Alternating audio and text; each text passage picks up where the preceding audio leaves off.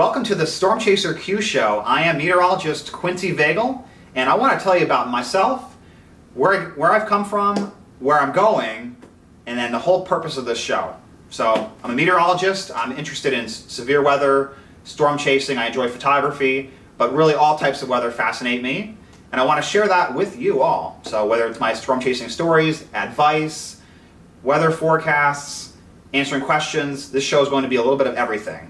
But unlike a typical podcast, I'm not going to go on for an hour or 2 hours. I want to do short 5 to 10 minute clips, and that could vary depending on the topic, but I want to keep it short and sweet. And then I want this to be all about you. So anything that interests you, anything you like or dislike, please let me know. But my history is I got interested in weather from a very young age. By 5 or 6, I was very fascinated by weather. I grew up in Connecticut, so we had a variety of weather, but it was really winter storms and snowstorms that really caught my attention.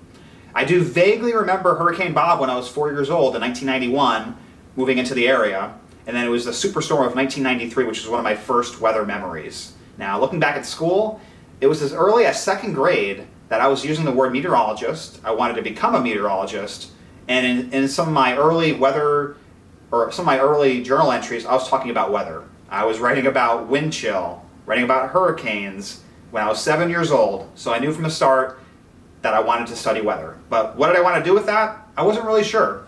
In high school, I thought, okay, maybe I want to work for the National Weather Service. I was an avid reader of their forecast discussions. I gave snowfall and storm reports to the National Weather Service.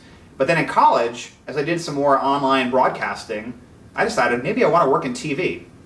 So I went to Western Connecticut State University, and I finished a degree in meteorology in 2009. Now, within a couple of years, I had my first full-time weather job working at WTNH-TV in New Haven, Connecticut. I originally was brought on to help them launch their Weather Edge website, but I eventually worked my way up to become a weather producer, where I helped produce weather broadcasts and even did a few on-air segments on TV.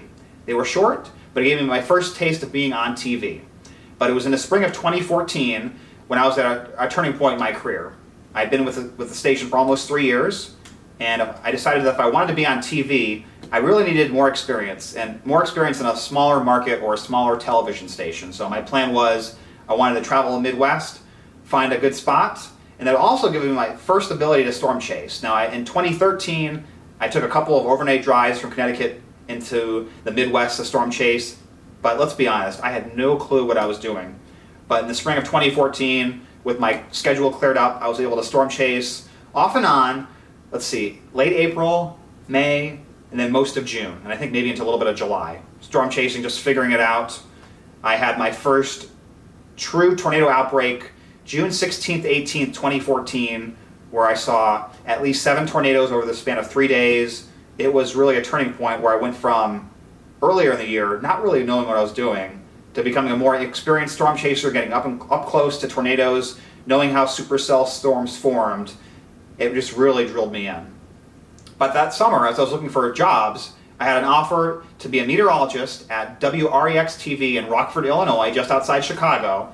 They had lost their chief meteorologist and they had lost another meteorologist, so they literally flew me out, and I worked there for about a month, and it was a great learning experience. But as I was there, I decided I don't know if TV's for me. Storm chasing, being out in the field is great, but being on a confined set on a television station, not sure if that's the right fit. So 2015, I took off some more time and did a lot more storm chasing. And the more I storm chased, the more and more I wanted to do it. Now, in the summer of 2015, I was in talks with the Weather Channel, which at the time I thought was a real long shot. I'd had several interviews, didn't hear back from almost a month, and then just one day I found out I was hired. So at the Weather Channel, I worked on their website, weather.com. I was not an on-air meteorologist there, but I was there at weather.com for about a year. I made some great networking, great connections. I learned more about how they work with storm chasers to get storm footage. But the longer I was there, the more I was longing to be out in the field.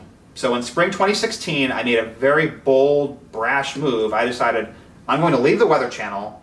I'm going to leave the East Coast, where I've lived my entire life, and just move out to Oklahoma. And I spent most of April, May, June, July, and even August just storm chasing all over the country, even went to Canada for the first time, and I decided this is what I want to do. I want to be out on the road. I want to be in the plains. So I officially moved to Oklahoma City in the summer of 2016, and I've been here ever since. Now, since 2016, my storm chasing has been mainly during the months of May and June, although I've storm chased in every month of the year. And I'm trying to make a name for myself. So I'm getting more into photography. I've always enjoyed photography, but it was in 2016 when I sold my first storm footage. Dodge City, Kansas, a historical tornado outbreak. I was able to get up close and personal to tornadoes and made my first video sales while storm chasing. Now I will say, I've not made a lot of money storm chasing. It's not as glamorous as you might think. Not everyone's a re-timmer, so it's not enough money to make a living. So my hopes with this show and with branding myself is to just put myself out there. I do sell photos and videos, so if you're interested, please contact me. But it's really storm chasing is what it's all about. And I'm not involved just to make money. If anything, it's more of a passion than the money. That's why I make the sacrifice. I drive tens of thousands of miles a year. In 2016, I drove over 90,000 miles. So when I storm chase, I'm all driving. I don't fly. I don't usually carpool. It's just me driving. So on an average year, I probably drive about 50 or 60,000 miles because I will travel all across the country to find storms wherever they are. But as I go along, I want to share more with the community. So I want to share my perspectives. I want to get interested, or I want to get involved in some of the more interesting discussions, whether it be storm chaser safety, traffic while storm chasing. There have been a lot of stories this year about storm chasers getting in accidents or tour vans flipping, lots of different things. But it's not just about like severe weather. I have a lot of weather experience from winter storms to hurricanes, obviously to, I did I don't know if you call it storm chasing, but when we had a bad drought last year in Oklahoma in 2018, I did some chasing of fire, brush fires, wildfires. That was interesting. That was a different perspective. It's not something I'd want to do full time, but the point is that I have a wide variety of weather experience and lots of things that interest me. So I want to share that. So even when it's not storm season, so peak storm season really in the plains is May and June.